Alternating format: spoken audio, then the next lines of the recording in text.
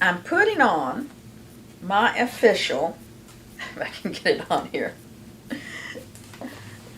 ISSA jacket, International Scissor Sharpeners Association jacket, because I have another certification to do that just came in today. So let's see what it looks like. I'm always optimistic.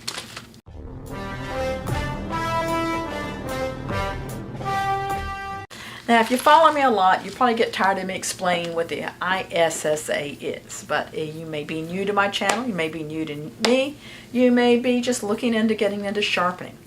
And we have an association called the International Scissor Sharpeners Association, ISSA. It's been around forever, seems like. And it's a one-time membership for sharpeners. You get a card, a certificate for that. But you also can do certification. There's a little extra for that. And the certification is like a minimum level skills. You get 2 shears. You get a little written test. And you get 2 shears. And you sharpen it. And I take a look at it. And I know who they're from. It's totally subjective. But all the audience is watching here too. So you can decide if what I'm seeing is what you're seeing. And he sent in his card. Oh, it's a pretty card. I like the card, but I can't tell you because it's secret to you who this came from. There's a written test, as I mentioned, so I'm going to look over the test real quick, and then I'm going to fast forward this so you don't have to hear, oh, and he wrote me a letter, so I'll kind of fill you in on that. Sometimes I read that letter after I look at them, sometimes before. Okay. I'll just tell you if he misses one. Yes. Okay. I can tell you now before I get into it.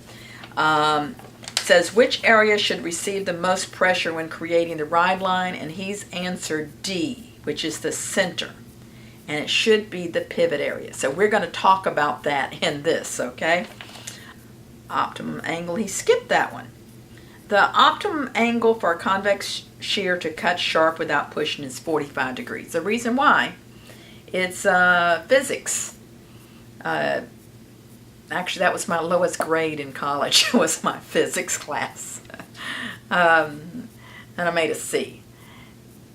It's the ideal angle between pushing and pressure down. So you're getting the right angle on it. Now, that doesn't mean all shears should be 45. Some are designed more for slide cutting, need to be a sharper edge. Some are blunter, so the edge goes longer and gives you more power. So, but 45 would be optimum. Okay, all the rest he's got right.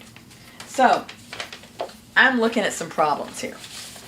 And let's read his letter. He says, I'll openly admit that I really struggled with the tips, especially on the convex shears. Any feedback would be really appreciated and can be sent to, and he's got this, and feel free to contact me. So he's giving me all his information to put on his membership card. So whether you pass or not, you're a member. You're automatically a member. But we want a card, we want a certificate that says that you're certified. So let's see what we're dealing with here. First thing I like to do is cut with them. Least pressure possible.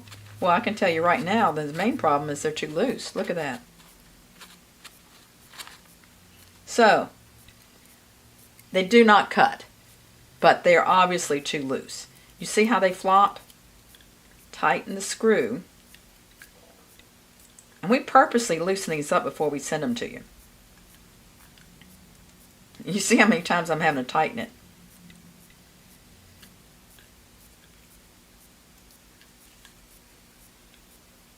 That's about the right tightness. Now let's see if they cut.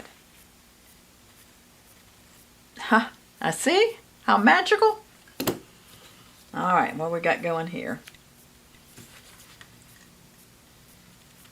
Okay, these both cut dry. Let's see if they cut wet. I'm pulling my thumb out.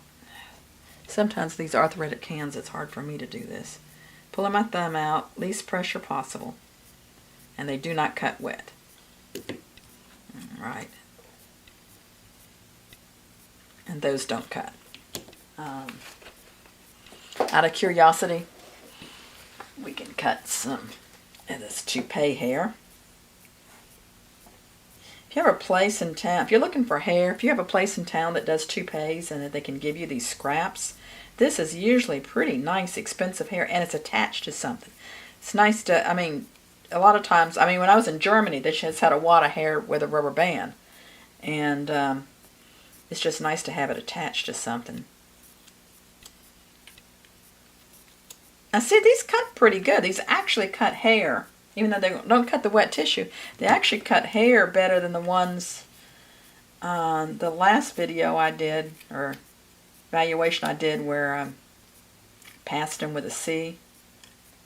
I might regret passing them with a C, but I mean, these actually don't cut. I mean, they actually cut hair pretty good. If you had these tight, now if these were back loose like he had them, which was like here, watch what they would do to the hair. See, that's why that screw is so important. So let's get in here and take a look at what he's done. Especially I want to look at the ride line, because I'm expecting that to have a little problem. I probably would have rounded off those tips a little bit more. Now I still see some nicks left in here, and I'm seeing a wave on here. I'm not sure what equipment he's using. I'm not even sure if he did anything to the ride line, really. Maybe a little bit. Yeah, I can see inside these scratches in here. Let me show you. Okay, ride line doesn't look too bad here. But when we get down here, do you see the scratches in there? And you see how it changes? He was having trouble with the tips. And what I'm thinking happened when you do the ride line on these. And I don't know what stone he's using or what he's using. This happens to be a 2000 grit. You don't have to have a 2000 grit. I would have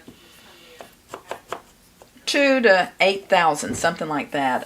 The coarser it is, the faster it's going to cut. But the finer it is, the smoother. But this is looking. You see how this just looks. It's not too bad here, but here it looks bad. So I'm thinking he's pressing here. When he presses here instead of there, do you see how that blade moves? And so what's happened is that he's got the ride here, instead of being flat, is this way. And you could see that in the mirror. So when you work this inside area, you have to press here, not up in here. So I'm thinking that's what he did wrong. Well, all the nicks are not gone. I still feel some nicks. And it's sort of, it looks a little wavy. So it's kind of down and then up, and it just looks a little wavy, but not too bad. But I think the main problem, it's the foundation, it's the ride line. Yeah, there's a little weirdness right in here too.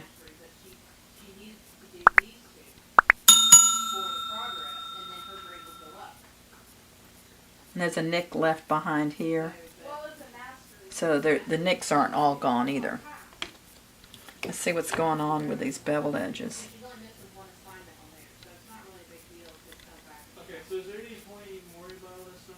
So he sharpened the one blade like he was supposed to. It looks like maybe he tried to do something to the inside here. Really, all you need to do is pull up a burr and cut it off. Looks like he tried to do some inside work on this without taking it apart, possibly. What I might suggest with these, since there was such a struggle on a lot of levels here, is possibly he may want me to send him back, and maybe I'll just watch him while he's sharpening them, see what things he's doing, or he could give it a try.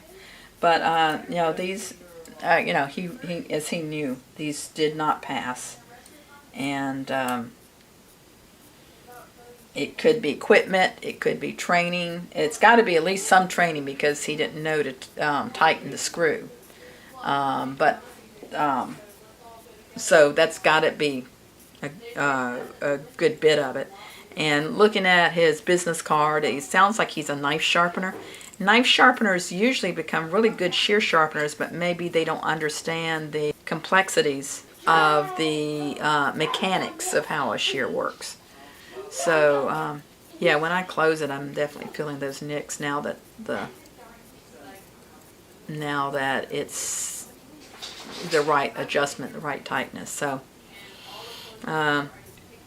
I'll get in touch with him, see if he wants me to send them back, and make sure you subscribe and like my videos and be watching for the 39111 so you can see how his next sharpening goes.